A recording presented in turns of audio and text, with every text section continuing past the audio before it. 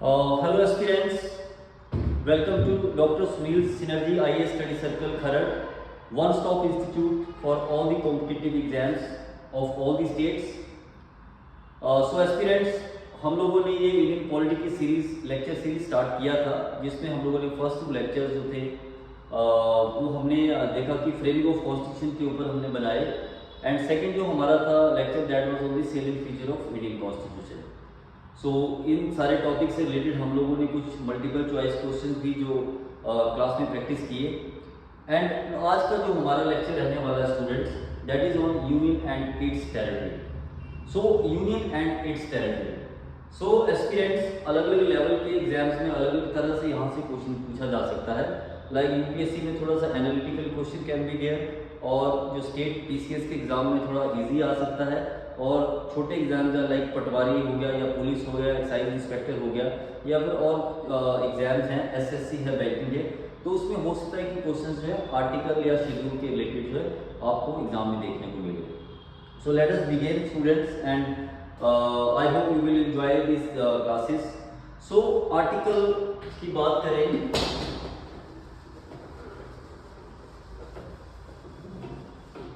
so my dear aspirants, union and its territory.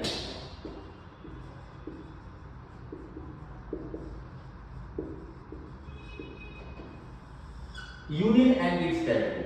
सो इसमें कुछ एक पॉइंट्स मैं आपको बताऊंगा जो कि आपने रिवीजन करना है, एंड कोशिश कीजिए आप जब भी लेक्चर सुने हमारा ये, तो आपके हाथ में पेन और कॉपी जरूर हो, ताकि आप छोटे छोटे जो नोट्स हैं वो एग्जाम के लिए बना पाएं. So aspirants, union and its territory. सबसे इंपॉर्टेंट बात आपने ध्यान रखनी है, यूनियन एंड इट्स टेरिटरी का ये संविधान में कौन से पार्ट में है. सो मैंने आपको बताया था कि ओरिजिनली हमारे 22 पार्ट था संविधान के, बट बाद में अमेंडमेंट्स, काफ़ी बार अमेंडमेंट्स हुई तो 25 पार्ट्स में इसको डिवाइड कर दिया गया. और शेड्यूल की बात करें, ओरिजिनली हमारे पास 8 शेड्यूल थे संविधान में, बट आज हमारे पास 12 शेड्यूल हैं. और वैसे ही आर्टिकल्स की बात करें तो हमारे पास 395 आर्टिकल्स थे बिगिनिंग में, जब हमारा 26 जनवरी 1950 को हमारा संविधान लागू हुआ था.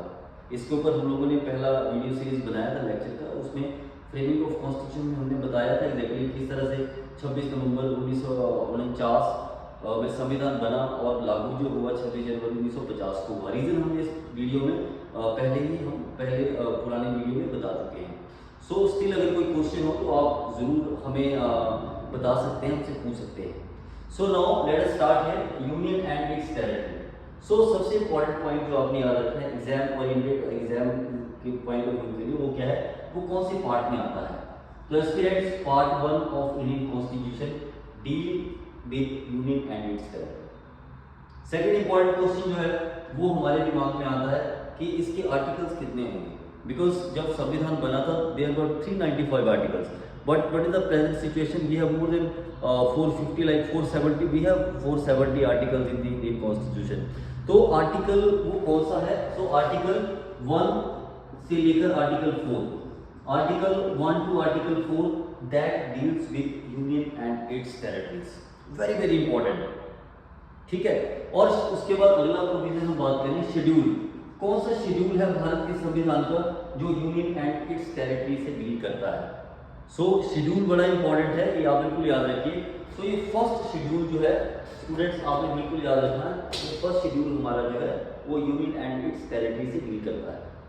ठीक है. तो ये 3 क्वेश्चन आपको मैंने बिल्कुल रेडीमेड क्वेश्चन बना के दे दिए और उसका आंसर भी आपको उसके साथ में बता दिया.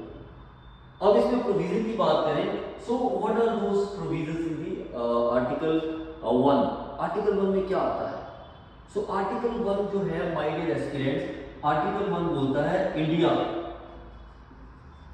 इंडिया, इंडिया का हिंदी में नाम that is Bharat. India that is Bharat shall be a union of states.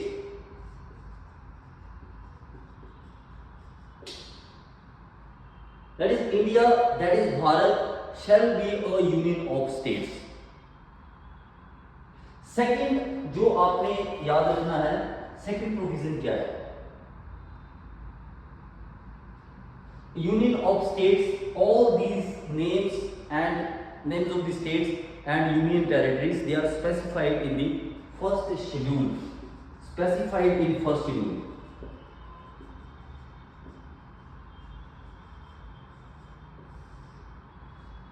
ठीक है, जो हमारे फर्स्ट शेड्यूल में है भारत के संविधान में, जो भी नाम होंगे वो हमारे यूनियन टेरिटरीज और हमारे स्टेट्स रहेंगे।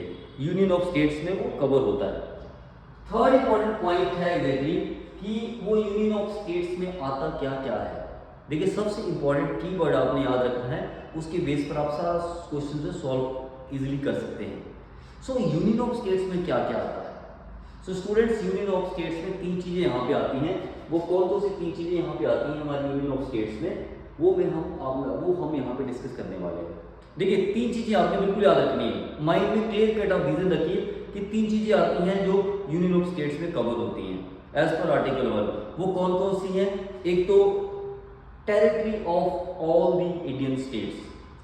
सो can you tell me how many states, what is the current status of territories, union territories and states in India? So my dear student, as of now we have 28 states in India and 8 union territories are there.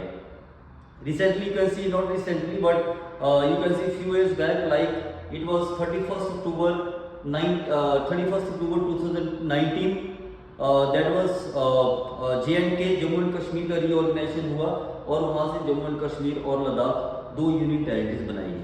तो current status हम बात करें तो आज हमारे पास 28 states हैं भारत में और 8 यूनियन टेरिटरीज हैं।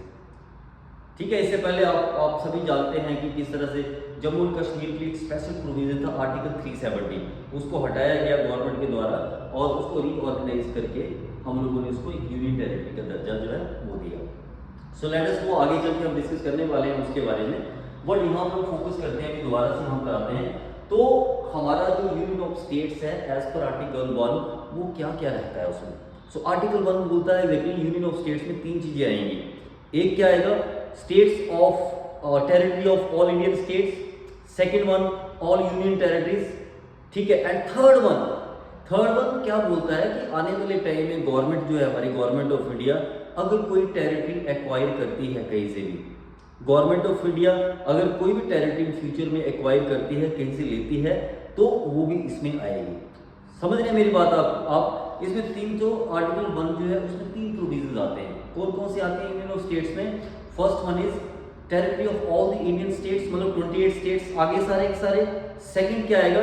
Union territories of India, that is 8 union territories आ जाती हैं, ठीक है। और थर्ड वाला जो है इन फ्यूचर अगर हम कोई गवर्नमेंट ऑफ इंडिया हमारी जो है वो कोई टेरिटरी एक्वायर करती है कहीं से भी, तो वो भी यहाँ पे आ जाएगी, ठीक है। So my dear students, my dear aspirants, ये आर्टिकल 1 का जो प्रोविजन है this is very very important. States के नाम, यूनियन टेरिटरीज के नाम सब आर्टिकल 1 में आपको जो है वो देखने को मिलते हैं।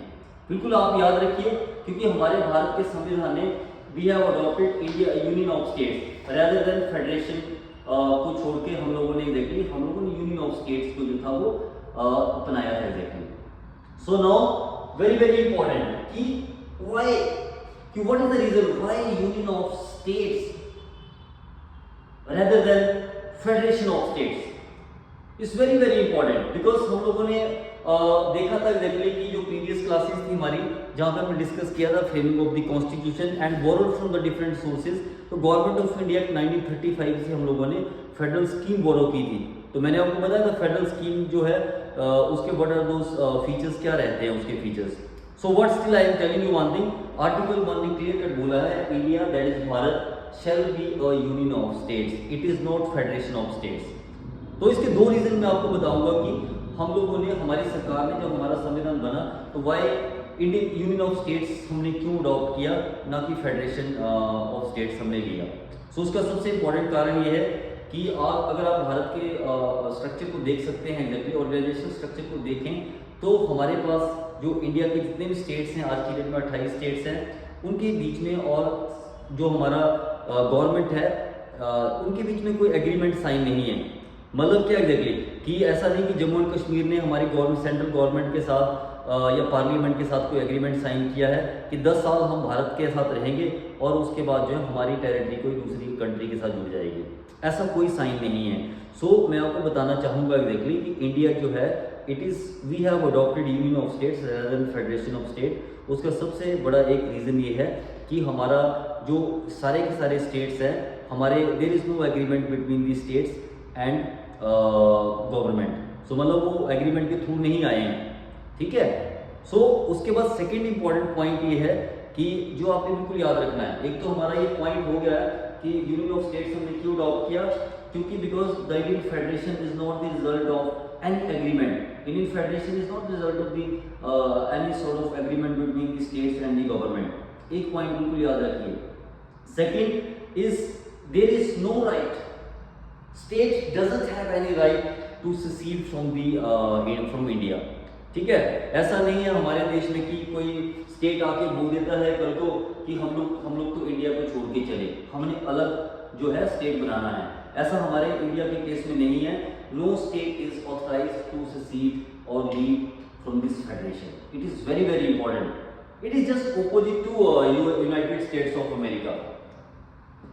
सो वेरी वेरी इंपॉर्टेंट पॉइंट है। So my dear aspirants, I hope कि आप आर्टिकल 1 को जो है बहुत अच्छी तरह से समझ गए होंगे, और आर्टिकल 1 में यूनियन ऑफ स्टेट्स को हमने क्यों अडॉप्ट किया वो भी आपके जो था एग्जैक्टली आपके नॉलेज में थोड़ी सी एनहांसमेंट हुई होगी। सो वेरी वेरी इंपॉर्टेंट पॉइंट है जो आपने बिल्कुल याद रखना है। सो ये हमारी बातें ही सारी आर्टिकल 1 के बारे में। अगर किसी भी स्टूडेंट्स को, किसी भी एस्पिरेंट्स को कोई डाउट हो तो आप मुझे कॉल कर सकते हैं। हमारा जो नंबर है वो अपने यूट्यूब चैनल में दे रखा है, वो आप ज़रूर उस पर कॉल कीजिए और अपनी जो है डाउट्स क्लियर कर सकते हैं।